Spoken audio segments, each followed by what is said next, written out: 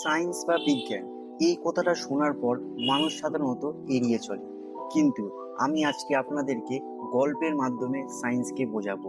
Video চালু করার আগে একটি কথা বলে রাখি, এই বাংলায় প্রথমবার সায়েন্সকে গল্পের মাধ্যমে বোঝানো হচ্ছে। চলো ভিডিওটি শুরু করা যাক। কি জানো তোমার শরীরে লবণ আছে? হ্যাঁ, তুমি ঠিক শুনেছো, তোমার শরীরে লবণ আছে। এবার একটা প্রশ্ন উঠে আসে, কতটা লবণ আছে আর কি বা কাজে লাগে আমাদের শরীরে? মানুষের শরীরে 0.4% লবণ থাকে। ধরো তোমার ওজন 60 কেজি, তাহলে 60 × 0.4% সমান সমান 24 গ্রাম।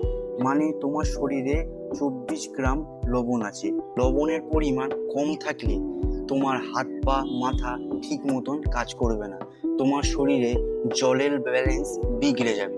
যখন ঘেমে যাবে তখন তোমার শরীর থেকে জলের সাথে লবণও বেরিয়ে যায়, তখন শরীর